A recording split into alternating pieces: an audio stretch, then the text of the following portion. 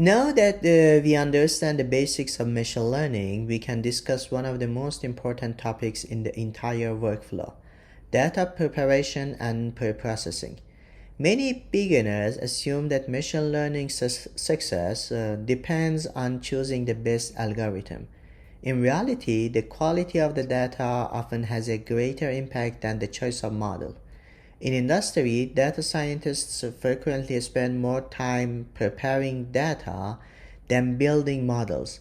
Therefore, learning how to clean, transform, and organize data is essential for successful machine learning applications.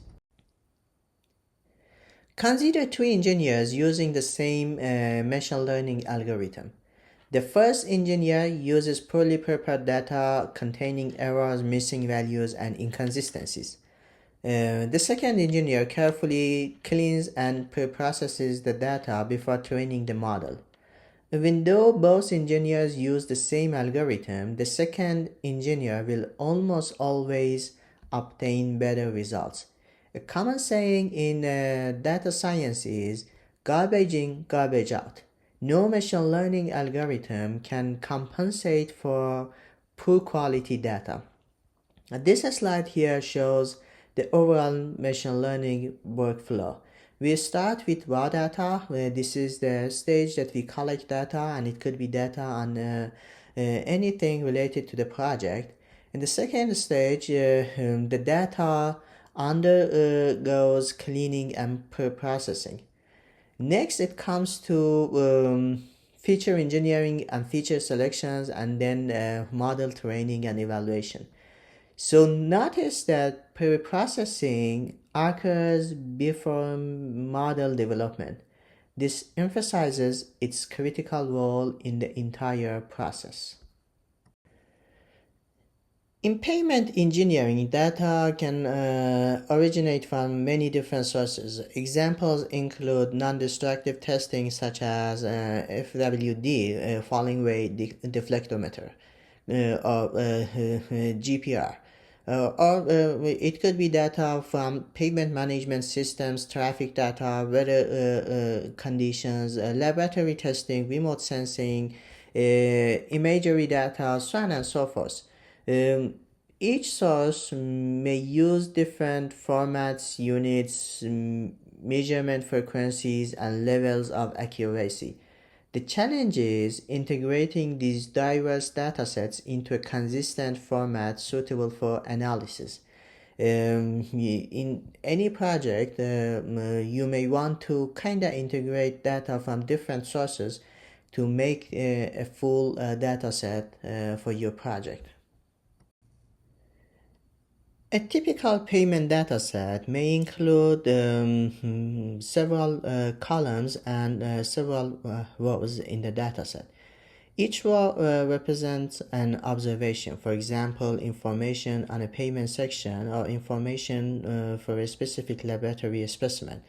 And each column represents a variable such as air void, binder content, temperature, curing conditions, so on and so forth. Suppose that we would like to estimate the performance of a payment section, or basically this performance could be in terms of, for example, International Roughness Index. And from our engineering judgment and engineering knowledge, we understand that International Roughness Index is can be related to many factors such as the age of the pavement, the traffic condition, rotting depths, cracking percentage, the condition on base, sub-base, subgrade layers, so on and so forth. So all these variables perform as input features that could be related to some sort of performance-related factor or performance-related variable, which is International Roughness Index in this example. Machine learning models learn relationships among these variables. Before that can happen, however, we must ensure that the data are complete, consistent, and reliable. Engineering datasets often contain imperfections. Common issues include missing values, outliers, measurement errors, inconsistent units, duplicate records, imbalanced classes, so on and so forth. These problems can significantly reduce model performance and lead to misleading conclusions. Identifying and correcting these issues is one of the first steps in any data analytics project.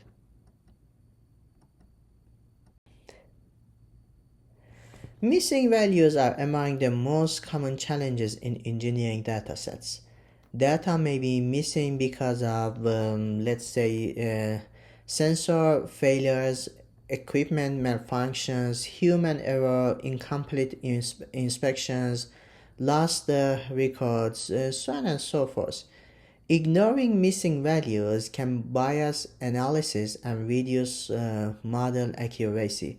Therefore, we need systematic strategies for handling them. There are several approaches for dealing with missing values. One option is deletion, where observations containing missing values are removed. Another option is imputation, where missing values are replaced using, let's say, mean values, median values, interpolation, or machine learning based methods. The best strategy depends on the amount of missing data and the characteristics of the dataset. Outliers are observations that differ substantially from the majority of the data. For example, if most pavement sections have international roughness index values between 1 and 4 meter per kilometer, an observation with an international roughness index value of 25 meter per kilometer may represent an outlier.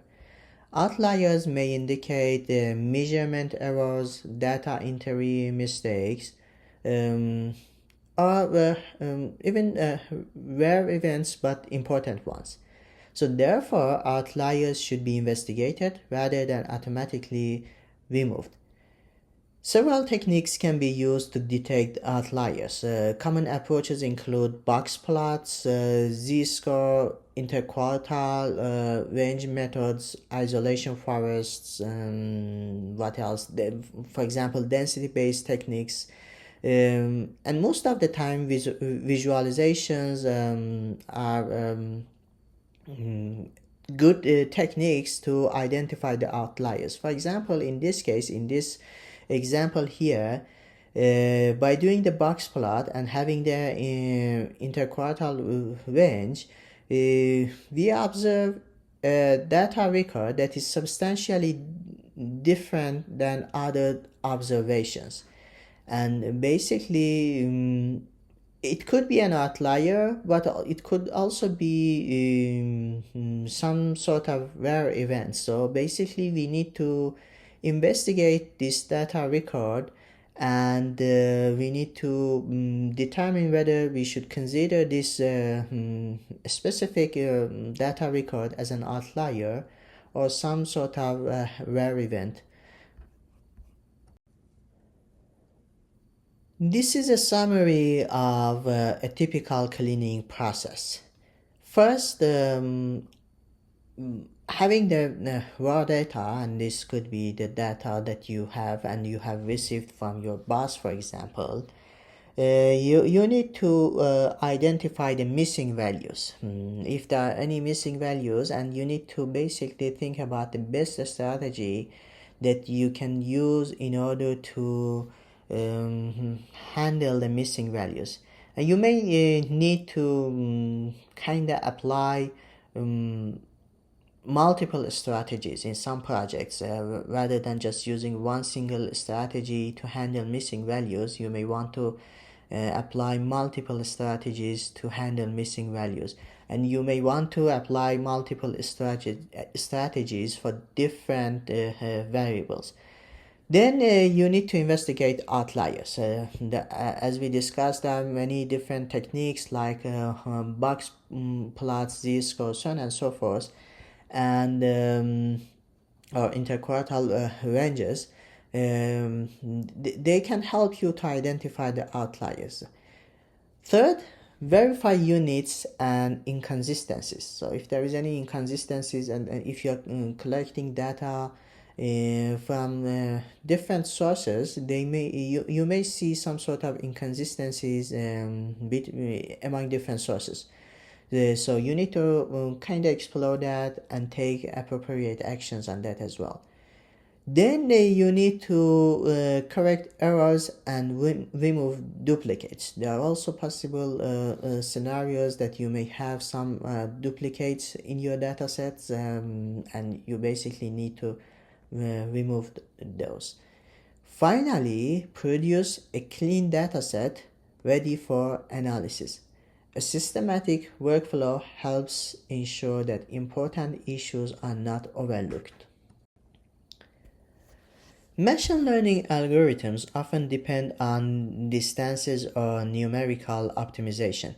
When variables have very different ranges, some variables may dominate the learning process.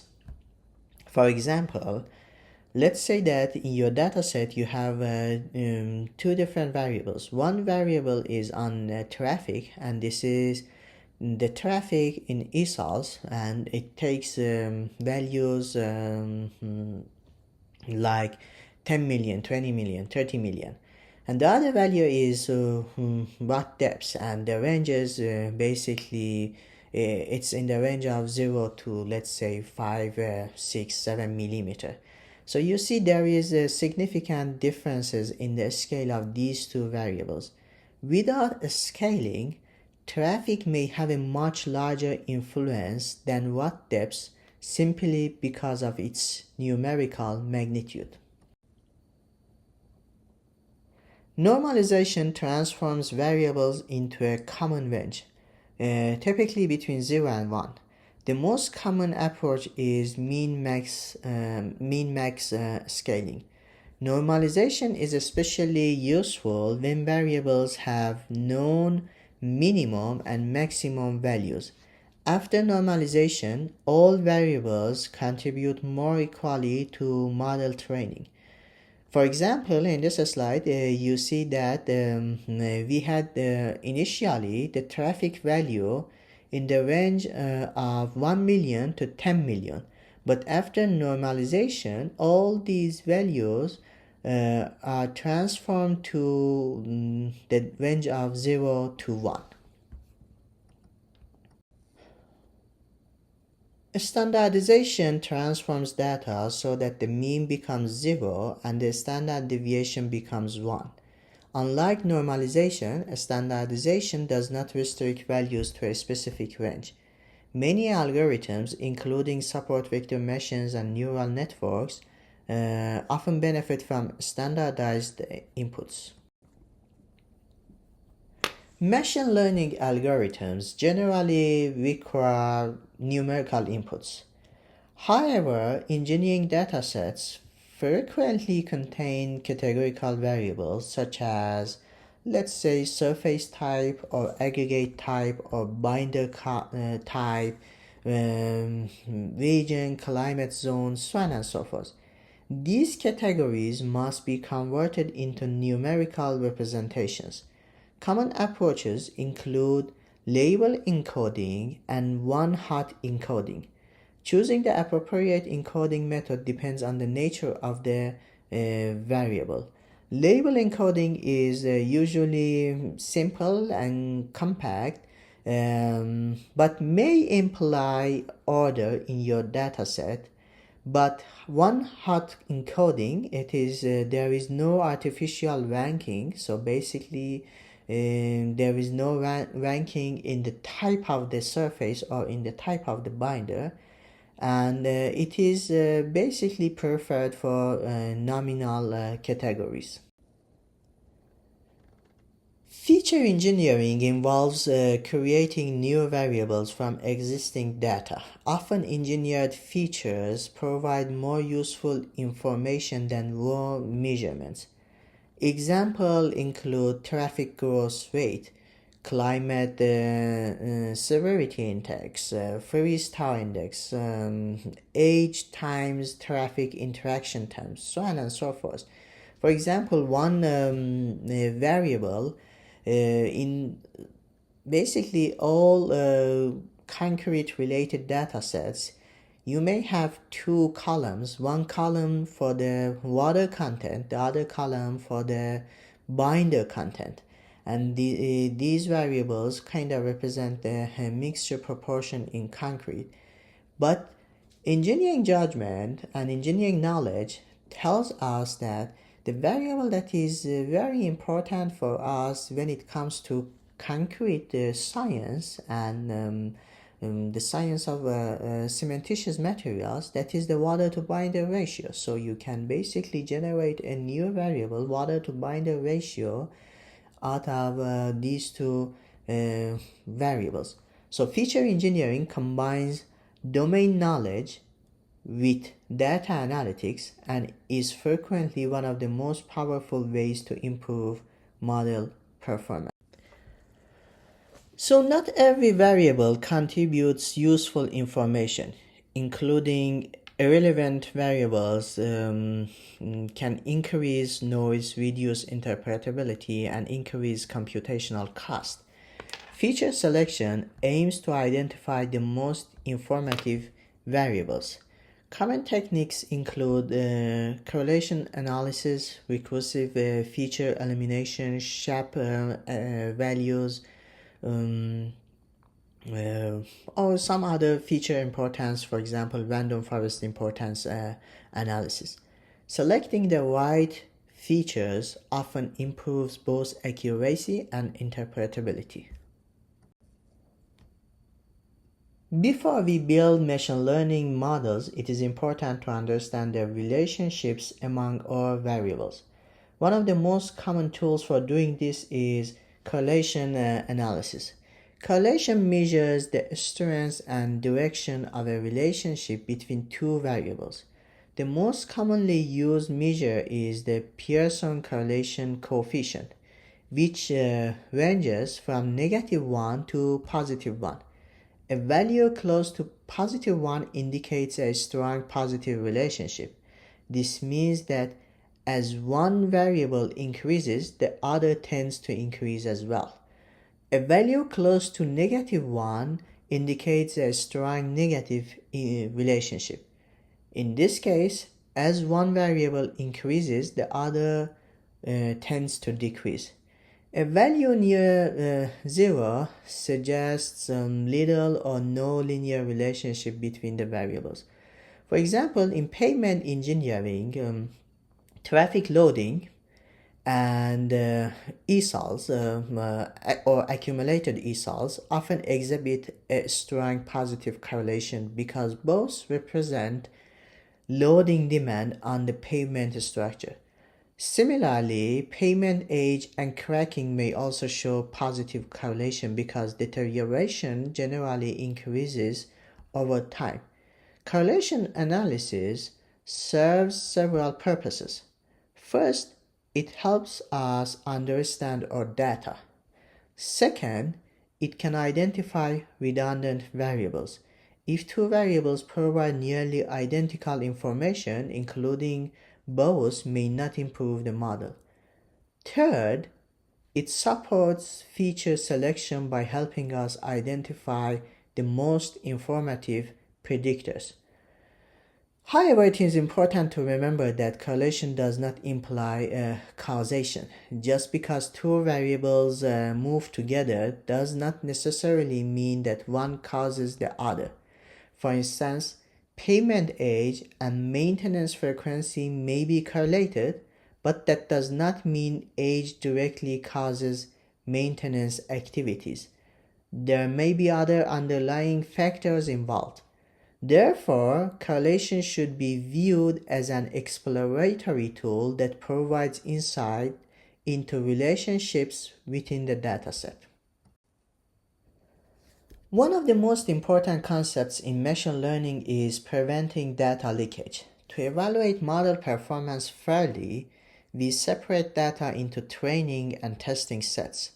Typically, we use like 80% of the data for training and the remaining 20% for testing the trained model.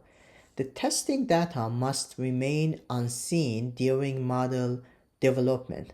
Otherwise, performance estimates become overly optimistic. Cross-validation provides a more reliable assessment of model performance. Instead of evaluating the model using a single train test split, we repeatedly train and validate the model on different subsets of the data. The most common approach is k-fold cross-validation. This method reduces sensitivity to random data partitioning and provides a more robust estimate of model generalization. So this slide provides a complete preprocessing workflow. We start with the raw data. This is the data we have in hand, and basically this is just your Excel file or whatever that you have. Then you do some cleaning in the data. You need to deal with missing values, outliers. If you have values in different ranges and depending on the model that you try to use, scaling is something that you need to do. Encoding the categorical variables is another things, because sometimes you have categorical variables, like as we mentioned, for example, surface type or binder type, whatever. So basically you need to convert those categorical variables into some sort of numerical variables that can be used by the model. Then feature engineering is something that in some projects you may need to consider. For example, creating new features to capture important patterns and relationships. Feature selection is another important task within this workflow. And after doing all these, you can start training the datasets and developing the model. So let's summarize the major lessons from this section. First, high quality data are essential for successful machine learning. Second, missing values and outliers must be handled carefully. Third, feature scaling is often necessary. Fourth, feature engineering and feature selection can substantially improve model performance.